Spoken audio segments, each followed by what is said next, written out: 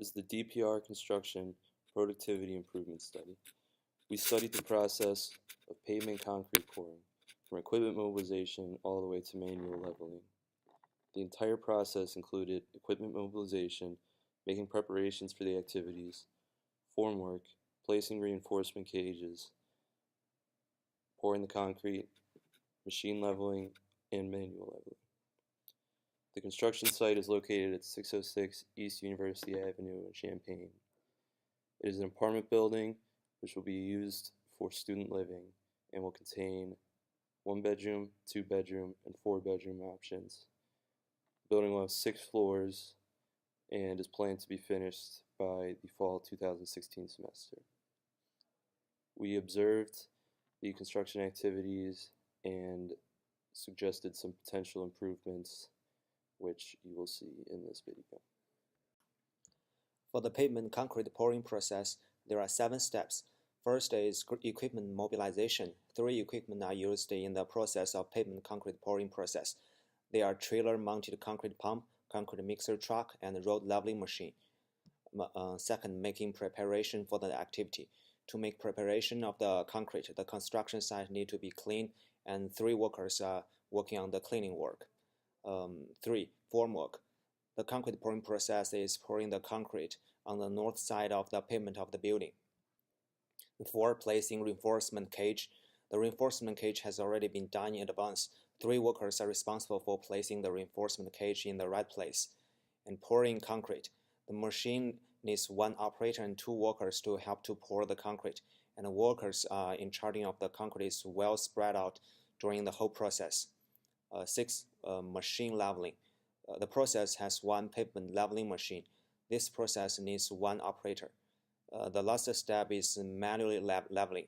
For the edge of the pavement, workers need to do manual leveling using bull float. 3 workers will help finish this part. Let's talk about the site conditions. The construction site is located at 606 University Avenue at Champaign, Illinois. The project has 6 floors. The project is going to be used as a residential apartment for students, and it is owned by a Set Plus company. It has 1 bedroom, 2 bedrooms, and 4 bedrooms. For now, the building is almost finished, and it is doing the brickworks and some minor things. It is going to be finished by the fall 2016 semester because it's going to be released by the next semester. At the beginning of this semester, the construction process of the building is very slow. It is because of the cold winter. On March and April, the workers were even working on Sunday. They are chasing the schedule because the apartment is going to be released by fall 2016 semester. In order to do this project, one line of the University Avenue is closed and it sometimes causes some traffic issue, but not much. After 1st April, the line is open again and the construction site is much clearer than before. The boundary of the construction site is closed by guardrail and has clear notification and attention sign. The project has finished most parts of the building and is going to the concrete stairs and the concrete pavement surrounded by the building. Okay, then we talk about the methods of study. We communicate with the foreman and choose the day they execute this construction activity. Our project team went to the site to observe the total construction activity carefully. Our group recorded the data about the entire process from equipment mobilization to manually leveling. The data is included in the member of crew, the time each worker spent in work, the quality and the productivities. These observations are the raw data for further study, including crew balance chart and the improved proposal. After simply processing the raw data, our team began developing the crew balance chart, process chart, and the flow diagram. From those diagrams, we can calculate the original quantity and the productivity. We sit together to discuss the problems, improve the productivity, and try to find the optimal crew balance. In the end, we come up with 3 improvements to improve productivity and reduce cost. The detail is depicted in the part of the improvement proposals. Hello, my name is Jiaxin Xu. Today I will talk about the analysis of existing operation part of this project. The workers were identified on site by the machines they operated and the activities they performed. From site observations, the following types of workers were identified. First, we identified the concrete truck operator, who was responsible for the concrete mixer truck operation. Second, the trailer-mounted pump operator, who was responsible for the operation of a truck-mounted concrete boom pump. The duties include loading and unloading concrete pumps and attachments, operating the boom and pumps as required to place concrete in the desired locations. Third, the road leveling machine operator, who used heavy equipment to level out sections of ground for construction. The activities performed including rearrange dirt, glasses, rocks, and any other materials on a construction site into a level configuration so that building can commence. 4. Workers number 4, 5, and 6 were wearing safety jacket and hat. They were responsible for the site preparation. 5. Work numbers 7, 8, and 6 were formwork inspectors. With the understanding that it is nearly impossible to obtain the exact cycle time for each work period due to human factors such as needs for break, the following assumptions were made to obtain a general representation of work cycle. The first one is occupied. The worker was not operating machine but was performing work-related activities such as communicating with supervisors. 2. Running. The worker was operating machine and products like concrete were out. 3. Idle. The worker was neither occupied or running. The person was relaxing. Hi everyone, my name is Koima. Today I'm going to talk about crew balance and the process chart of our project. The purpose of crew balance chart is to present the relationship between workers, equipment, and time, which is usually in minutes. Based on observations and assumptions, the crew balance chart was developed in Figure 1 of our final report. The process chart can be used as a checklist of sequential steps in the construction process. The process chart, together with the flow diagram, are chronologically arranged in a listing of the various steps in an operation. There are 5 standard symbols for a process chart, which is adopted by American Society of Mechanical Engineers, which is shown in Table 1 in our final report. The symbols of the pavement concrete pouring process are presented in Table 2 by using the standard symbols listed in Table 1. The process table was in Table 2 of our final project. My name is Yesh. I will talk about the flow diagram. The flow diagram is an important tool for improving work process. It's a visualization of the sequence of a task. A flow diagram can help the team understand the process of the works. It can also be a record of the process. There are 3 benefits of using flow diagrams. The first one is to promote process understanding, and the second one is to provide tool for training, and the last one is identify problem areas and improvement opportunities.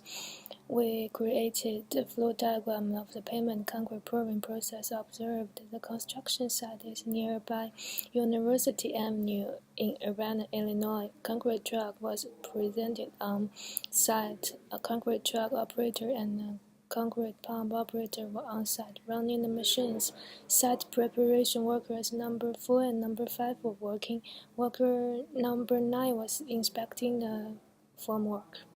Based on the crew balance we have analyzed, optimized, then we come out a detailed analysis for the 3 proposals. We use the IS mean to calculate the cost for each proposal. We want to compare those proposals. So after we have those proposals and get the cost for land, we share those proposals with the crew to construction management, site supervisor, and crew. It's important to get feedback from them about those proposals. So I think we need to set out a meeting with them. So after we get the feedback from them, it's important to optimize optimize those proposals based on the idea from them. The experience and opinion from the crews are very valuable because the feelings is important. So we can so after we have the discussion and get optimize those proposals, I think it's the time to implement. But we also need to assess and evaluate the productivity when we implement those proposals. I will come back to talk about the conclusion after my teammate talk about the cost analysis. In the original situation, the concrete length and width are both 22 feet, and the concrete depth is 10 feet. The concrete volume is 15 cubic yards. The number of workers involved is 9. The total time taken to finish the task is 0.55 hours. As for the cost, the material and equipment cost, we refer to the RS means. As for the labor cost, we refer to the Champaign County prevailing wage for July 2015. The material is concrete. The equipment, including one concrete mixer, one pump, and one leveling machine. The labor, including 3 operators and 6 helpers. The total cost is 2,271.4.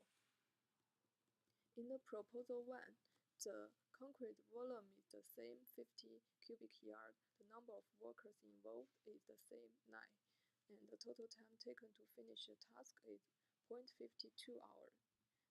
As for the cost, material and equipment cost, we still refer to the RS means. As for the labor cost, we still refer to the Champaign County prevailing wage for July 2015, and the total cost is 2,216.5. In the proposal 2, the concrete volume is the same 50 cubic yard. The number of workers involved is 8. The total time taken to finish the task is 0.52 hours. As for the material and the equipment cost, we refer to the RS means. As for the labor cost, we refer to the Champaign County prevailing wage for July 2015. The material is concrete. The equipment is concrete mixer, one concrete mixer, one pump, and one leveling machine. And the laborer, including 3 operators and 5 helpers. And the total cost is 2,246.618. In proposal 3, the concrete volume is the same 50 cubic yards. The number of workers involved is 10, and the total time taken to finish the task is 0.38 hours. As for the material and the equipment cost, we refer to the RS means, and as for the labor cost, we refer to the Champaign County prevailing wage for July 2015. And the equipment, including 2 concrete mixers, 2 pumps, and 1 leveling machine. The laborer, including 5 operators and 5 helpers. The total cost is 2,246.738.